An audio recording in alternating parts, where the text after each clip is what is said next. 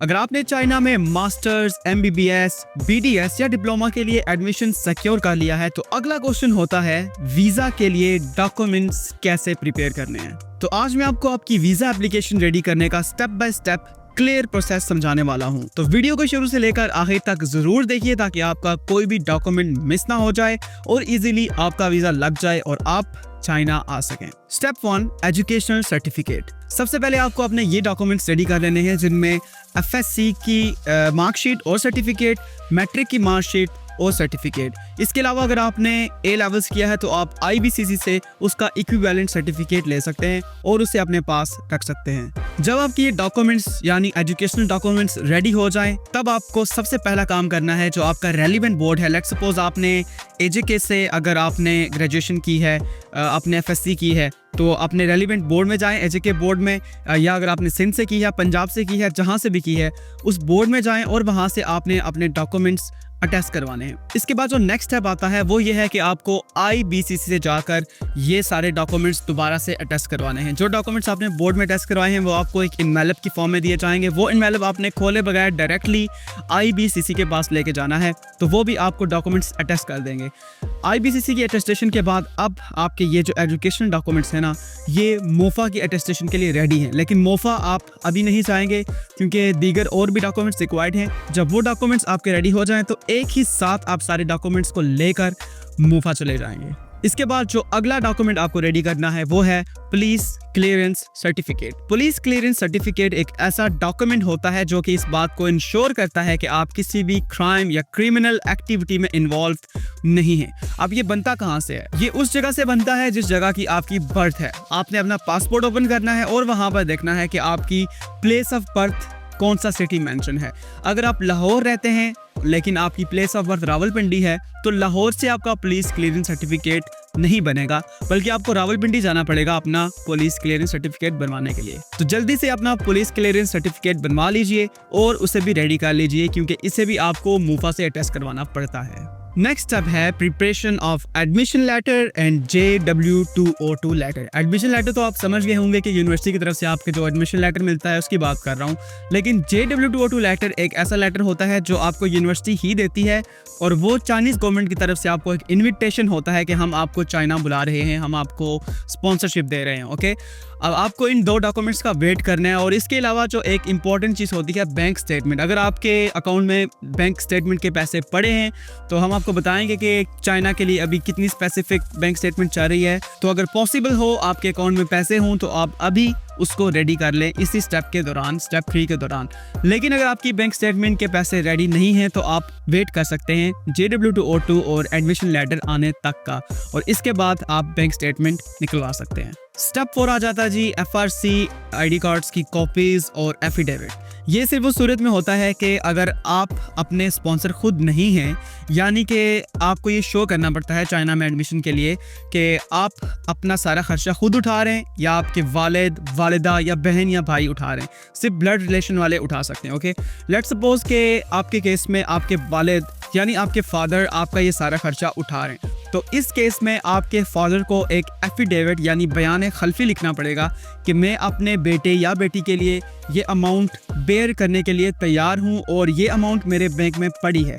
तो अगर आपके फादर ये बात कहते हैं तो उनकी कॉपी, आईडी कार्ड की कॉपी, आपकी वालिदा की आईडी कार्ड की कॉपी और आपके अपने आईडी कार्ड की कॉपी, ये सारे डॉक्यूमेंट्स भी आपको रेडी कर लेने हैं। और इसके अलावा बयान खल्फी जैसा मैंने बताया एफिडेविट वो भी रेडी कर लेना है। और इसके अलावा जो इम्पोर्टेंट चीज़ है FRC फैमिली रजिस्ट्रेशन सर्टिफिकेट जो कि नादरा की तरफ से आपको मिलता है, वो भी आपने रेडी करके रखना है। क्यों?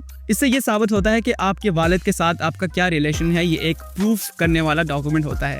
तो ये सारे डॉक्यूमेंट्स जो मैंने आपको बताए, एफिडेविट, FRC और आईडी कार्ड की कॉपीज, इनको आपने स्टेप 4 में रेडी कर लेना है और जो ऊपर मैंने 3 स्टेप्स बताए हैं उन डॉक्यूमेंट्स के साथ ही जाकर इन्हें रख देना है। सारे डॉक्यूमेंट्स को इकट्ठा करने के लिए मैं क्यों कह रहा हूँ ये आपको वीडियो में थोड़ा आगे चल के पता चलेगा। चलें अभी करंटली बात कर लेते हैं कि चाइना के एडमिशन के लिए आपको कितनी स्टेटमेंट चाहिए। हो सकता है कि आप अभी कमेंट में जाने ही वाले हूँ पूछने के लिए कि भाई आपने ये तो बताया ही नहीं कि बैंक स्टेटमेंट कितनी चाहिए। तो चले मैं आपको बता देता हूँ कि करंट इस टाइम पे जब मैं वीडियो बना रहा हूँ तो कितनी बैंक स्टेटमेंट चाहिए। MBBS जो कि चाइना में 6 साल का कोर्स होता है, उसके लिए आपको 52 लाख रुपए यानी 52 लाख रुपीस बैंक स्टेटमेंट में शो करने हैं। BDS जो कि 5 साल का प्रोग्राम होता है, उसके लिए आपको 42, जबकि बैचलर्स का अगर कोई प्रोग्राम है जैसे AI है या कंप्यूटर साइंस है या कोई भी और बैचलर्स का प्रोग्राम है जो 4 साल का है, उसके लिए आपको 32 लाख यानी 32 लाख रुपीस। इसके बाद जो डिप्लोमा यानी शॉर्ट कोर्सेज जो आ जाते हैं 3 साल के, उनके लिए आपको सिर्फ 24 लाख रुपीस जो बैंक स्टेटमेंट है वो शो करनी होती है। और जो डॉक्यूमेंट्स मैंने आपको बताया, जो बैंक स्टेटमेंट और एफिडेविट, ये भी आपको मूफा से जाके अटेस्ट करवाने हैं और एपोस्टाइल करवाना है। एपोस्टाइल कैसे करवाना है ये भी आपको लेटर पता चलेगा। मूफा अटेस्टेशन एंड एपोस्टाइल। मूफा का मतलब है ministry of foreign affairs. Pakistan का वो इदारा जो कि फॉरेन अफेयर्स के साथ डील करता है, उसे मूफा कहते हैं। आपको इन सारे डॉक्यूमेंट्स का एक बंडल बनाना है, एक फाइल बना लेनी है, जिनकी लिस्ट मैंने आपको पहले ही प्रोवाइड कर ली है। आप वीडियो को दोबारा भी देख सकते हैं। ये सारे डॉक्यूमेंट्स जमा करने के बाद आपको मूफा चले जाना है। अब बात आती है जी मूफा का ऑफिस कहाँ पर है। मूफा का ऑफिस सिर्फ इस्लामाबाद में नहीं बल्कि लाहौर और कराची में भी है। तो आपके हिसाब से आपके करीब जो भी बनता है, जहाँ भी आप कन्वीनियंट हैं, वहाँ जाकर मूफा से अपने डॉक्यूमेंट्स आपने अटेस्ट करवाने हैं। रफली मैं आपको बता भी देता हूं कि कौन कौन से डॉक्यूमेंट्स आपने मूफा से अटेस्ट करवाने हैं। सबसे पहले जो मैंने आपको आपके एजुकेशनल डॉक्यूमेंट्स बताए थे, FSC और मैट्रिक की मार्कशीट और सर्टिफिकेट्स, ये डॉक्यूमेंट्स नंबर 1 आपको रेडी रखने हैं, जो कि आपको मूफा से भी अटेस्ट करवाने हैं। इसके बाद आपको मूफा से क्या अटेस्ट करवाना है, अपनी बैंक स्टेटमेंट, अगर आपका कोई स्पॉन्सर है, आपके फादर हैं, एफिडेविट, आपकी FRC, ID कार्ड की कॉपीज, ये सारी चीज़ें आपको साथ लेके जानी है, और आपका पुलिस क्लियरेंस सर्टिफिकेट। ये सारे डॉक्यूमेंट्स पहले तो मूफा आपको सिंपल अटेस्ट करके दे देता था, लेकिन अब सिंपल अटेस्टेशन को जेरी ऑफिस जो कि चाइना का वीज़ा लगाते हैं वो एक्सेप्ट नहीं करते। आपको अपने सारे डॉक्यूमेंट्स मूफा से एपोस्टाइल भी करवाने पड़ेंगे, जो कि एक डिफरेंट प्रोसेस है और इसकी फ़ी भी थोड़ी हाई हो चुकी है। अब आपके पास जब डॉक्यूमेंट सारे वापस आ जाएंगे तो उनके ऊपर एक QR कोड लगा दिया जाएगा मूफा की तरफ से, जो कि इंश्योर करता है कि आपके डॉक्यूमेंट्स अटेस्ट हो चुके हैं। आपको पर्सनली एश्योर करने के लिए कि डॉक्यूमेंट्स अटेस्ट हुए हैं कि नहीं, आपको वो QR कोड खुद से स्कैन करके चेक करना है कि भाई वाकई हमारे डॉक्यूमेंट्स अटेस्ट हो चुके हैं। और ये सारे डॉक्यूमेंट्स मूफा के अटेस्टेशन के बाद ही आपको वीज़ा फॉर चाइना की वेबसाइट पे अपलोड करने होते हैं। अब आते हैं हमारे स्टेप 7 की तरफ, जो है कि पासपोर्ट और CNIC। जब आपका मूफा वाला सारा काम खत्म हो जाए, उसके बाद आपने अपना पासपोर्ट और अपना NIC वीज़ा फॉर चाइना की वेबसाइट पे अपलोड करना, और इंश्योर कर लें कि जो आपका पासपोर्ट है उसकी लिमिट 1 साल से ज़्यादा तक होनी चाहिए। एक्सपायरी लिमिट की मैं यहाँ पर बात कर रहा हूँ। इसके अलावा ये बात भी इंश्योर कर लें कि आपका पुलिस क्लियरेंस सर्टिफिकेट जिस डिस्ट्रिक्ट से इशू हुआ है, पासपोर्ट के ऊपर आपका प्लेस ऑफ बर्थ भी वही डिस्ट्रिक्ट होना चाहिए, वरना आपका वीज़ा रिजेक्ट भी हो सकता है। अपनी ID कार्ड और इसके अलावा आपके जो स्पॉन्सर हैं यानी आपके फादर, मदर या कोई भी हैं, उनकी ID कार्ड की कॉपीज भी साथ अटैच करना मत भूलें। इसके अलावा आपकी एक passport size picture, bare head, no glasses, no scarf और विद वाइट बैकग्राउंड, ये आपको रेडी कर लेनी है और ये भी आपको अपलोड करनी है। अब आता है जी हमारा फाइनल स्टेप, वीज़ा अप्लाई करना। पाकिस्तान में चाइना का वीज़ा अप्लाई होता है जेरीज ऑफिस के थ्रू। जेरीज एक प्राइवेट कंपनी है जो कि चाइना का वीज़ा होल्ड करती है पाकिस्तान में।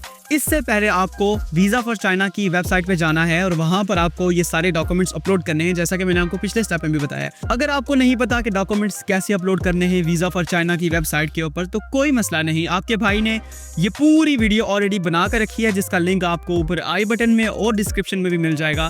ज़रूर उसे चेक करें। अगर आप उसे चेक नहीं करेंगे या अगर आप डायरेक्टली स्टार्ट कर देंगे तो पॉसिबली आपसे कोई मिस्टेक हो सकती है और आपका वीज़ा रिजेक्ट भी हो सकता है। ये सारे डॉक्यूमेंट्स अगर आपके पास रेडी हैं तो जाकर वो वीडियो देखें जहाँ पर मैंने आपको स्टेप बाय स्टेप बताया है कि कैसे ये सारे डॉक्यूमेंट्स आपको अपलोड करने हैं, कैसे जेरी ऑफिस की अपॉइंटमेंट बुक करनी है और कैसे जाकर अपना वीज़ा लगवाना है। वीज़ा फॉर चाइना की वेबसाइट के ऊपर ये सारे डॉक्यूमेंट्स अपलोड करने के बाद क्या होता है, 3 से 5 दिन के अंदर आपको रिजल्ट मिल जाता है। या तो आपको अपॉइंटमेंट बुक करने का कहा जाता है या फिर ये आपकी फ़ाइल रिजेक्ट हो जाती है अनफॉर्चुनेटली। और रिजेक्शन की वजह भी आपके इन्हीं डॉक्यूमेंट्स में से कोई मसला हो सकता है। मसला ये हो सकता है कि आपका पासपोर्ट और आपका जो पुलिस क्लियरेंस सर्टिफिकेट है उसका जो डिस्ट्रिक्ट है वो मैच नहीं कर रहा, या फिर बैंक स्टेटमेंट में कोई मसला है, या जो मोफा से आपने डॉक्यूमेंट्स अटेस्ट करवाए हैं उनमें से कोई डॉक्यूमेंट गलती से रह गया, जिसकी वजह से मैंने कहा था कि आपको जो अटेस्टेड डॉक्यूमेंट्स मिलेंगे उनके ऊपर जो QR कोड होगा उसको आपने खुद स्कैन करके इंश्योर कर लेना है कि आपके डॉक्यूमेंट्स अटेस्ट हो चुके हैं। इसके अलावा और भी दीगर रीजंस हो सकते हैं रिजेक्शन के लिए, लेकिन रिजेक्शन का मतलब ये नहीं कि आपका ये पूरा वीज़ा रिजेक्ट हो गया, आप इसे दोबारा भी अप्लाई कर सकते हैं अगर आपको पता हो कि आपने कहाँ गलती की है। लेकिन अगर आपको नहीं पता चल रहा तो आप हमसे भी कॉन्टैक्ट कर सकते हैं, हम आपको प्रोफेशनल गाइड प्रोवाइड करते हैं। इन केस अल्लाह करे कि अगर आपकी ये फाइल एक्सेप्ट हो जाती है और आपको अपॉइंटमेंट बुक करनी पड़ती है, तो वहाँ जाकर आपको इंटरव्यू देना पड़ता है और फिंगरप्रिंट्स देने पड़ते हैं। इंटरव्यू के लिए परेशान ना होइएगा, वैसे ही हमारे पाकिस्तान में इंटरव्यू कहकर लोगों को डराया जाता है। जब मैं गया था अपना चाइना का वीज़ा लगवाने के लिए तो एज सच उन्होंने कुछ नहीं पूछा, उन्होंने छोटे मोटे 3-4 सवाल पूछे थे, आप कहाँ जा रहे हैं, क्यों जा रहे हैं, पढ़ने जा रहे हैं, काम करने जा रहे हैं, इस तरह से वो सिंपल क्वेश्चंस होते हैं। कभी फिर उनके ऊपर वीडियो बनाएंगे, लेकिन जो मेन पर्पस होता है वो होता है आपकी पर्सनैलिटी को इंश्योर करना कि वाकई आप वो बंदा हैं जिसको पासपोर्ट में दिखाया गया है। इसके अलावा आपके फिंगरप्रिंट स्कैन करवाना, यही बेसिक रिक्वायरमेंट होती है। और इसकी वजह ये भी होती है जब आपको वीज़ा मिल जाएगा, आप चाइना में लैंड होंगे एयरपोर्ट के ऊपर, तो आपके ये फिंगरप्रिंट्स दोबारा लगवा कर चेक किए जाएंगे कि भाई ये वाकई वही बंदा है जिसको हमने वीज़ा दिया था या उसकी जगह कोई और आ गया है। वीडियो पसंद आया तो इसको लाइक कीजिए, हमारे चैनल को सब्सक्राइब कीजिए। किसी भी और टॉपिक पर आपको वीडियो चाहिए तो कमेंट में लाजमी बताइएगा। मिलते हैं किसी नई वीडियो में, तब तक के लिए अल्लाह हाफिज़।